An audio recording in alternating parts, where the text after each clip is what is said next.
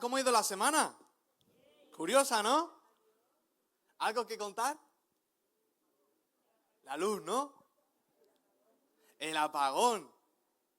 El gran apagón que vivimos junto a Portugal e Italia. Curiosamente Andorra no sé qué pasó, no pasó nada. Hubo luz, según dicen. Pero vivimos algo histórico, ¿no? En España, yo no sé qué pasa la última década, que no paran de pasar cosas históricas, ¿no? Que dices, ya basta, ¿no? Un poquito de descanso, ¿no? Ya estoy harto de vivir hechos históricos así, ¿no? Que si una crisis, que si una dana, que si un COVID, que si una gran nevada en la capital. Ya llega un momento que dices, descanso, ¿no? Pero vivimos algo insólito, ¿no? Porque a veces estamos acostumbrados al típico apagón, ¿no? Seguro que más de uno fue a ver si se había bajado el diferencial. ¿Nadie lo hizo? Lo primero, ¿no? Sobre todo cuando viste que no había señal en el móvil. Otros intentaron poner la tele y preguntar al vecino si nos pilló en la calle, en plan, preguntar al que estaba a nuestro lado, y la cosa se tornó algo diferente, algo turbia cuando vimos que era a nivel nacional. Algo pasa, algo ha tocado Sánchez, ya está. Se acabó el mundo, ¿no? El apocalipsis. Pero, ¿dónde os pilló? ¿En el ascensor? ¿No? Menos mal, ¿eh? Eso sí que hubiera sido un problema, ¿eh? ¿En la cocina? En la cocina. Muy bien. A mí me pilló de camino a la Gijonenca. Quería comerme un helado y me quedé sin helado. Pero fue un evento catastrófico para mucha gente, ¿no? Sobre todo para los millennials. No tenían internet, no tenían móvil, no tenían cómo llamar. Pero imaginaos también la gente que dependía quizás de un respirador. Gente que tenía que hacerse la diálisis. Gente que depende su vida de la luz, de la electricidad. Muchos nos lo tomamos a broma, pero luego te pones a pensar y dices, ¿qué hubiera pasado si esto hubiera durado más de un día? Y yo, como soy así de curioso, se lo pregunté al ChatGPT, a la inteligencia artificial. Pero no un día. ¿Qué hubiera pasado si se hubiera ido la luz durante 3 días? ¿Quieres saber qué pasó? No lo quieres saber. A ver, pregúntame, ¿qué pasaría? ¿Qué pasaría? Sí. Vale, pues vamos a ver qué pasaría. Día 1. El transporte, metro, trenes de cercanías, tranvía y semáforos se detendrían. Ya vimos que el tráfico fue un caos. No iba. Atascos masivos y problemas de movilidad urbana, como ya vimos. Como siempre, pero un poquito más acentuado, ¿no? Comunicación. Las redes móviles empiezan a fallar a medida que las baterías de los repetidores se agotan. Internet fija y fibra. Fuera desde el principio, como pudimos ver, a menos que fuera Vodafone. ¿Sí? Era un problema porque no sabían dónde estaban tus hijos, dónde estaba tu madre, tenías que llamarla, no había forma de contactar, y nos dimos cuenta de la necesidad que tenemos de comunicación, ¿verdad? El comercio. Supermercados, tiendas y oficinas cerradas, algunos generadores limitados, cadenas de frío empiezan a fallar. ¿Cómo estaban los mercadones al principio? Sin latas. ¿No? Yo siempre digo, mientras haya papel higiénico, todavía vamos bien. El problema cuando falla ya papel higiénico, ya me empiezo a preocupar. Día 2. Alimentación. Los alimentos perecederos en hogares, o sea, carnes, pescados, empiezan a darse prisa porque se descomponen. Tiendas y supermercados empiezan a echarse a perder. La gente empieza a acumular comida. Todo lo que puede, como vimos en el COVID, eso lo hemos vivido. La gente ahí, venga, arroz, un paquete de arroz 4 euros, 5 euros, un paquete de arroz, madre mía, la gente invertía en arroz para revenderlo, limitaba la venta, ¿os acordáis cómo se limitaba el arroz, el aceite? Una pasada, parecía que se acababa el mundo, ¿no? Sanidad. Hospitales funcionarían con generadoras, pero solo las áreas críticas, porque estos generadores también tienen su propio límite, no son infinitos. Los centros de salud, los CAPs, prácticamente cerrados. Las farmacias sin TPV ni luz, es decir, dinero en efectivo. Todo el que no tuviera dinero en efectivo lo pasaría realmente mal. Algunos ni en efectivo ni en la tarjeta, ¿no? Pero bueno, eso es otro tema. Pero es que además, centros sobresaturados porque los que necesitarían oxígeno y la diálisis tendrían que hacerlo en hospitales. La seguridad aumenta los problemas de orden público, todavía más. Se activan unidades militares al segundo día en algunas zonas. Y el que no se activa, que la pida. Día 3. Abastecimiento de agua, porque en algunas zonas se necesitan sistemas de bombeo de agua, con lo cual las depuradoras se detendrían y habría escasez de agua en muchas zonas de España. Los almacenes y la logística, los centros logísticos estarían paralizados, o sea, te olvidas de Amazon. Sanidad pública, todavía más sobresaturación en hospitales y aumento de problemas de salud por falta de frío de medicamentos, insulinas, vacunas y alimentos. El impacto social, la población empezaría a improvisar cocinas de gas, lo cual es súper peligroso. Hogueras, sistemas de carga manual para los móviles. Aparecerían saqueos en zonas críticas y diferentes incendios en hogares. Ya no quise buscar el cuarto día. Dije, vale, ya está. Ahí nos quedamos. Pero es que esto pasó realmente en Egipto. Ayer el pastor habló de que un hermano, te lo confieso, fui yo, le preguntó sobre este tema. Y vemos en la palabra de Dios que en Egipto pasó esto, 3 días de densa oscuridad. Y nos dice la palabra que era tan densa que se podía palpar. Ni siquiera se podía encender una vela, ni una lámpara. Oscuridad total y absoluta. Así que me gustaría que me acompañaras al capítulo 10 del Éxodo. El título del mensaje de hoy es El gran apagón de Egipto. Y cuando lo tienes me regalas un fuerte amén. Éxodo capítulo 10, versículos del 21 al 23.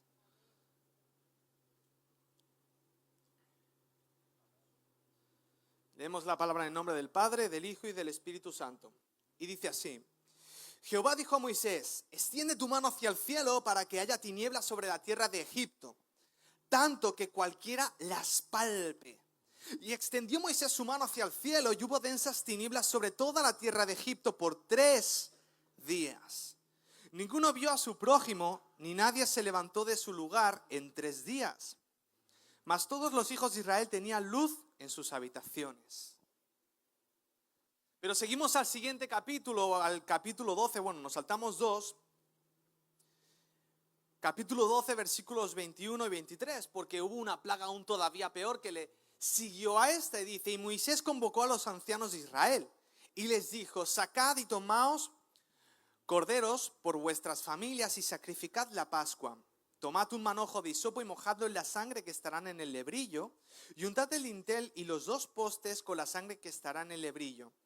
Y ninguno de vosotros salga por las puertas de su casa hasta la mañana, porque Jehová pasará hiriendo a los egipcios, y cuando vea la sangre en el dintel y en los 2 postes, pasará Jehová a aquella puerta y no dejará entrar al heridor en vuestras casas para herir. Vamos a entregar esta palabra al Señor. Gracias, Señor, te damos por este tiempo que nos das. Gracias porque estamos aquí un día más reunidos, Señor, para tu gloria y honra, como un pueblo que está sediento de ti, reconociendo que dependemos de ti. Hemos venido con el ánimo y el deseo de alabarte, exaltarte, de escuchar tu palabra. Señor, toma el control, Espíritu Santo, derriba todo lo que te moleste, todo lo que no te agrade. Construye y transforma y haz lo que tengas que hacer en cada uno de nosotros. Señor, te lo pedimos en el nombre de Jesús. Amén y amén. Vamos a relacionar estos 2 acontecimientos. El primero de ellos vemos que hay una gran oscuridad de 3 días en Egipto.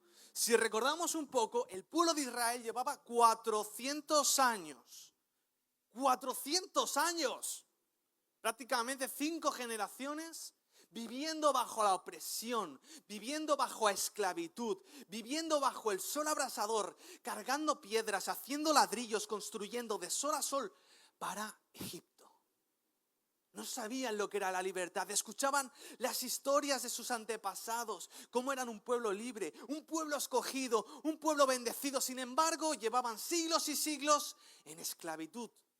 A lo cual ellos preguntaban, ¿dónde está Dios? ¿Y qué hicieron? Clamaban a Dios, día y noche. Señor, libéranos, libéranos, libéranos. ¿Habéis visto El Príncipe de Egipto? ¿Sí? Es buenísima. Hay una canción que explica el clamor del pueblo de Israel que dice, libéranos, oh Señor, libéranos.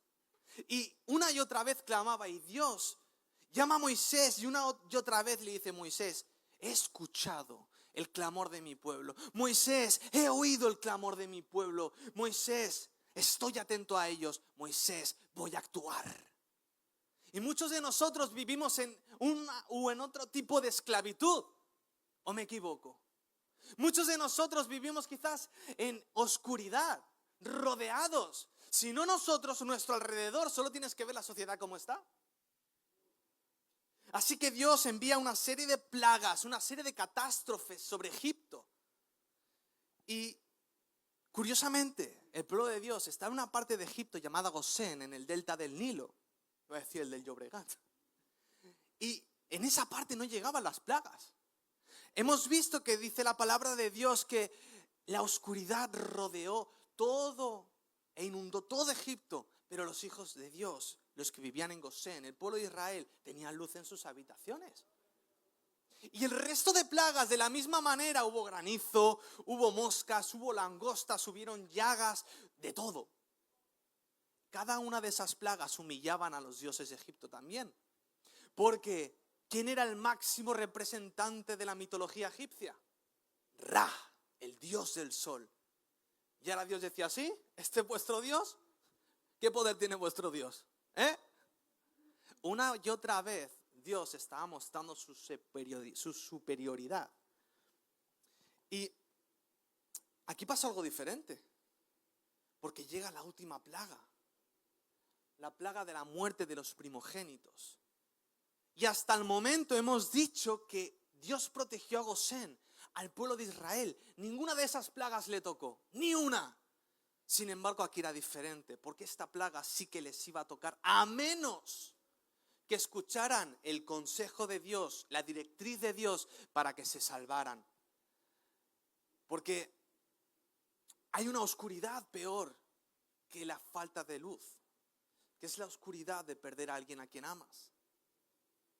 La oscuridad de ver sufrir a alguien que amas, a tu familia, a tus hijos, a tu esposa, a tus padres. Esa oscuridad es todavía más dolorosa. Incluso que si la sufre uno mismo.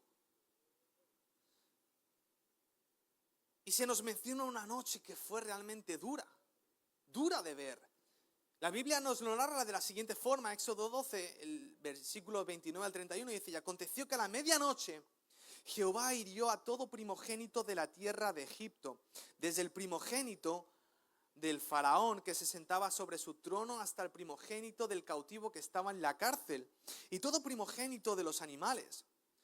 Y se levantó aquella noche Faraón, él y todos sus siervos y todos los egipcios, y hubo gran clamor en Egipto, porque no había casa donde no hubiese un muerto.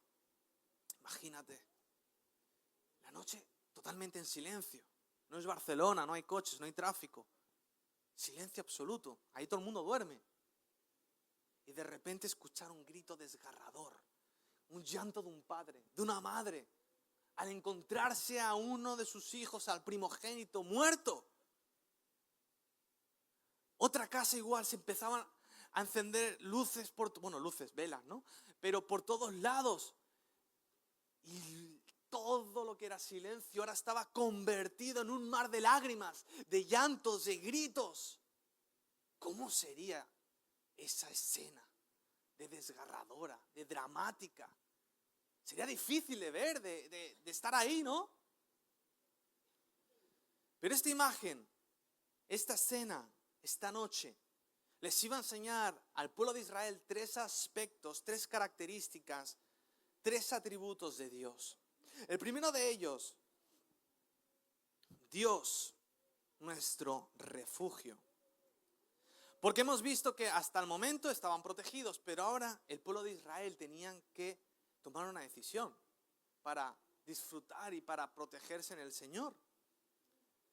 Tenían que decidir si ignorar a Moisés y con ello ignorar a Dios, o por lo contrario, hacer caso, escuchar y sacrificar un corderito macho de 1 año sin defecto, perfecto, sin mancha, y con su sangre pintar el dintel de la puerta y los lados de la puerta de su casa.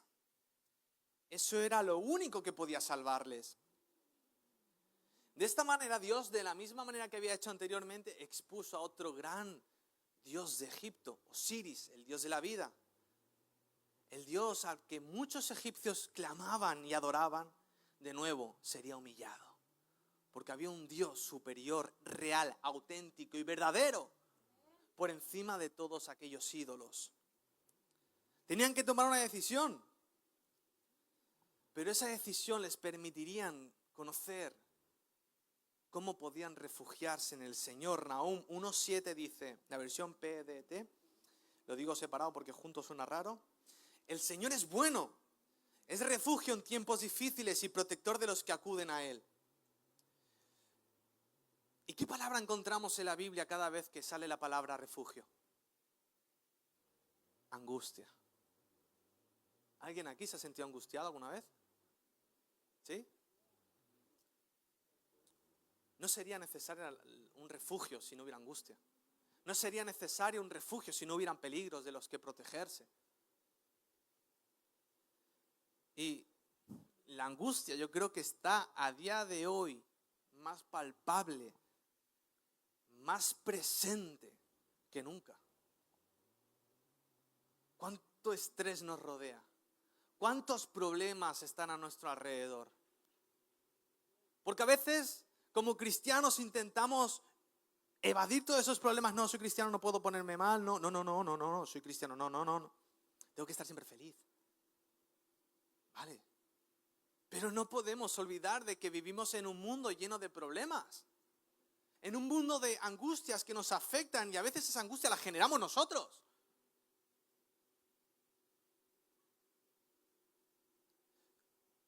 Y curiosamente, el libro donde más sale la palabra refugio es el libro de los Salmos.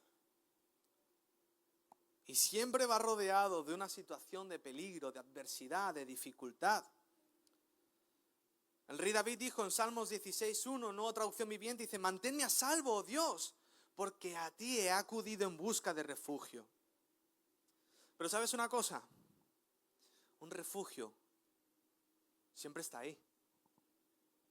Un refugio no se mueve, no tiene patitas, a menos que sea una caravana. Pero un refugio de montaña, pongamos un refugio de montaña, ¿se mueve? Está construido en un sitio físico, rígido, inamovible. Y Dios es nuestro refugio, ¿se mueve? Dios siempre está en el mismo lugar. Somos nosotros quien tenemos que decidir, igual que el pueblo de Egipto, si pintar el poste de nuestra casa con sangre de cordero, si vamos o no vamos dentro de él. Pero a veces cuando nos rodea la oscuridad, y esto te lo digo yo por experiencia propia, cuando te rodea la oscuridad, esa densa niebla que no te deja ver más allá que los problemas que tienes a tu alrededor, cuán difícil es ver a Dios, ¿verdad? Cuánto cuesta ver a Dios como nuestro refugio, ¿verdad?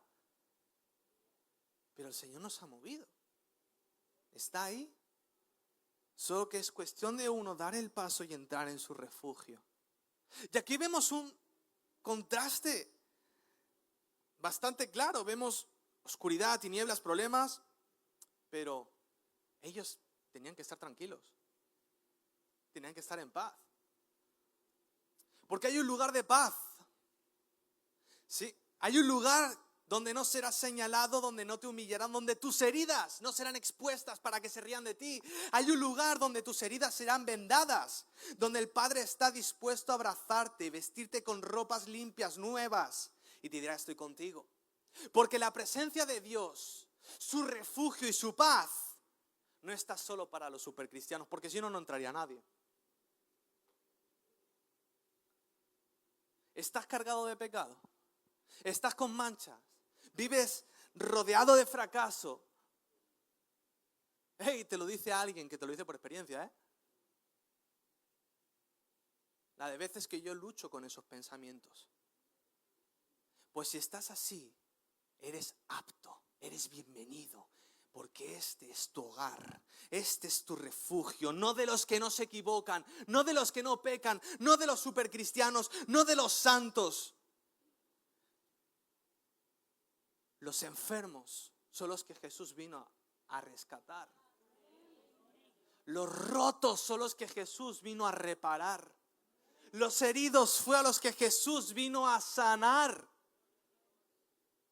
Dios abre su refugio para todo aquel que diga: Señor, te necesito. No hay requisitos, no hay condiciones, simplemente un corazón que diga: Señor, te necesito. Y ahí el Señor te dice: bienvenido a mi refugio.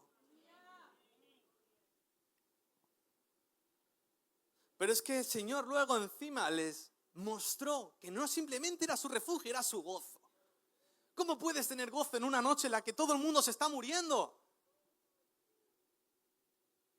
Sin embargo, Dios les enseña diferentes cosas. Lo primero de todo, el Señor instituye la primera Pascua. El calendario y la vida del pueblo de Israel iba a cambiar para siempre. ¿Por qué? Porque ahora el año empezaba en la Pascua.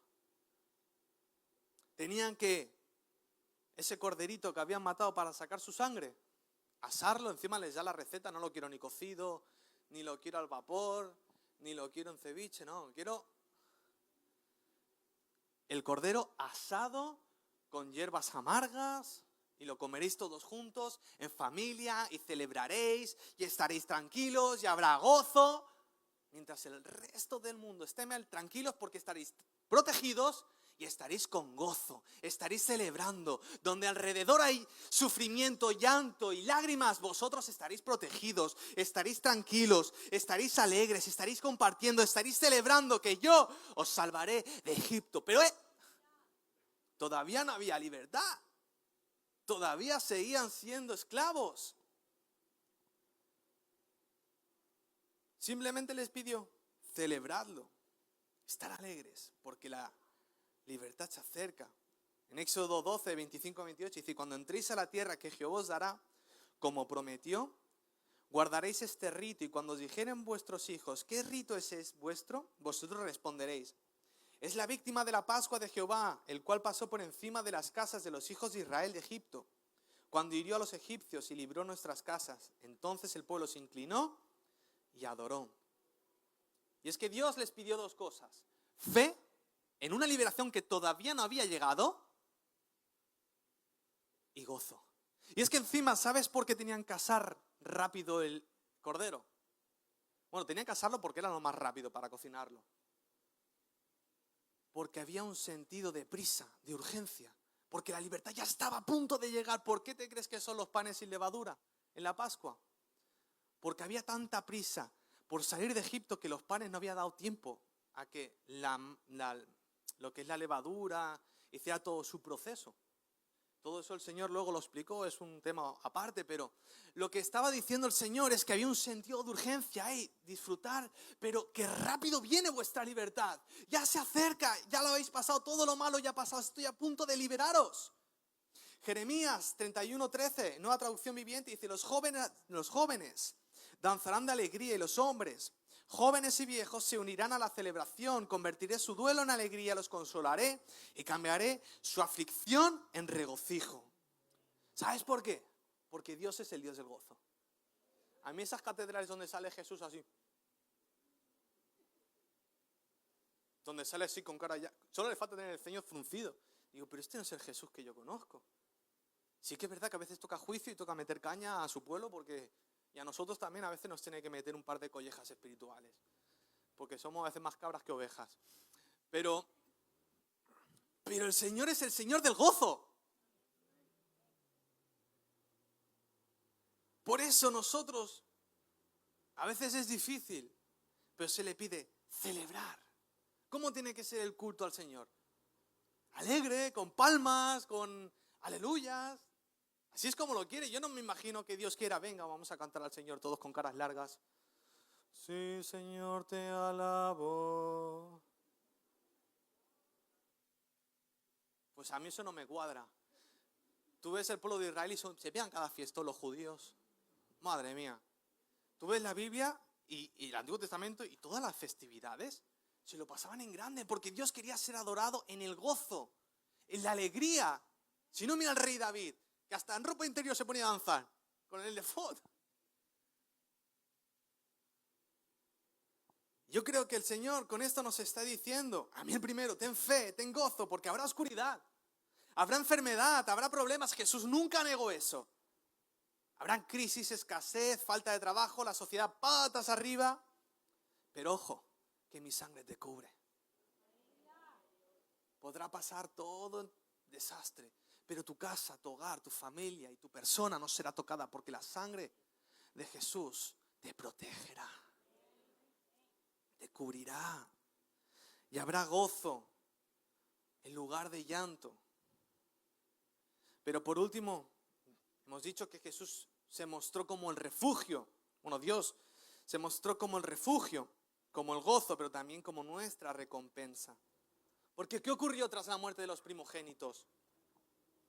Éxodo 12, 31, 36 dice: hizo llamar Moisés y Aarón de noche y les dijo: salid de en medio de mi pueblo vosotros. Esto el faraón, ¿vale? Y los hijos de Israel, e id, servid a Jehová como habéis dicho. Tomad también a vuestras ovejas y vuestras vacas, como habéis dicho, e idos. Bendecidme a mí también a mí. Y los egipcios apremiaban al pueblo dándose prisa a echarlos de la tierra, porque decían: todos somos muertos. Y llevó el pueblo su masa antes de que leudase, sus masas envueltas en sus sábanas sobre sus hombros. E hicieron los hijos de Israel conforme al mandamiento de Moisés, pidiendo a los egipcios alhajas de plata y de oro y vestidos. Y Jehová dio gracia al pueblo delante de los egipcios, y les dieron cuanto pedían, y así despojaron a los egipcios. Después de cada plaga, el faraón no quería dejar al pueblo de Israel salir. Iba Moisés: libera a mi pueblo, deja ir a mi pueblo. Nada, que no se van. ¿Por qué? Porque los esclavos eran la principal herramienta económica de Egipto. El hecho de que Egipto fuera primera potencia mundial se vio en parte a la esclavitud, mano de obra gratis. Ellos eran los que construían todo, ellos eran los que hacían todas las infraestructuras y todo lo necesario para que la economía suya marchara. Claro, dejar ir a todos los esclavos significaba que Egipto tendría una recesión importante. Pero aquí era diferente. Aquel que no dejaba ir al pueblo de Israel, aquellos que habían oprimido a Israel durante 4 siglos, ahora los estaban echando de Israel. Idos ya. Eso sí, bendecidme. Y todo el pueblo de Egipto tuvo miedo del Dios de Israel. Vio su poder. Dijo: este Dios es real. Este Dios es poderoso. Este Dios cuida de su pueblo. Y nosotros nos hemos portado mal con su pueblo, nos va a caer juicio. Con lo cual dije: mejor que se vayan, que si no, vamos a seguir con plagas y no nos conviene. Pero es que Moisés, antes de que suceda todo esto, instruye al pueblo de Israel y dice: antes de iros, pedid a vuestros vecinos que os den plata, oro, vestidos. Claro, te pensarían: pero estás loco, Moisés, ¿cómo nos van a dar? Si son los que nos dan con el látigo. Vosotros hacedlo. Y lo hicieron. Y no solo los echaron de Egipto, tuvieron que irse corriendo. Hicieron eso. Y el pueblo de Egipto les dio plata, les dio oro, les dio vestidos. Pasaron una dura prueba. Pero ¿cómo salió el pueblo de Israel? Ellos pedían libertad, pero el Señor no solo les dio la libertad, les dio provisión, les dio prosperidad, les dio bendición, les dio todo lo necesario para que pudieran seguir su camino hacia el desierto y hacia la libertad. Y así es el Señor, así es nuestro Rey, que pedimos una cosa, tarda en llegar, pero cuando llega, no llega esa cosa, viene con muchas más bendiciones añadidas que no esperábamos que iban a llegar. Y ya para acabar, la Pascua era un recordatorio, sería un recordatorio, mejor dicho, de lo que pasó en Egipto, de la liberación del pueblo de Israel. Pero también sería un recordatorio o una advertencia de lo que Jesús haría en un futuro. Porque Él sí traería verdadera libertad. Hemos dicho que Dios nos da más de lo que nosotros pedimos. Amén. Nosotros pedimos libertad, pero el Señor no solamente te libera, no solamente te provee. Él te da una libertad que va más allá de las ataduras. Él te da una libertad eterna. Porque para celebrar la Pascua los judíos tenían que ir a Jerusalén y ofrecer un cordero en el templo. En aquel tiempo. De hecho, se establecía una segunda Pascua para aquel que no hubiera podido ir en la primera. Era la costumbre. Y te tengo una pregunta. A ver, ¿en qué parte de Jerusalén se compraban las ovejas? ¿Dónde se criaban las ovejas en Jerusalén? Jerusalén no tiene pastos, a menos en aquella época. Es una tierra prácticamente árida. ¿Sabes de dónde salían los corderos que luego se llevaban al templo? Los que la gente compraban. No salían de Bonaria, salían de Belén.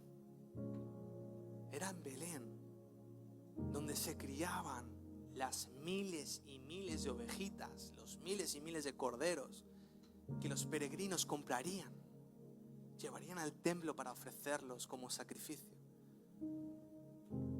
¿De dónde vino nuestro Salvador? ¿Dónde nació? De Belén. Ya nosotros no necesitamos comprar una oveja y llevarla a Jerusalén.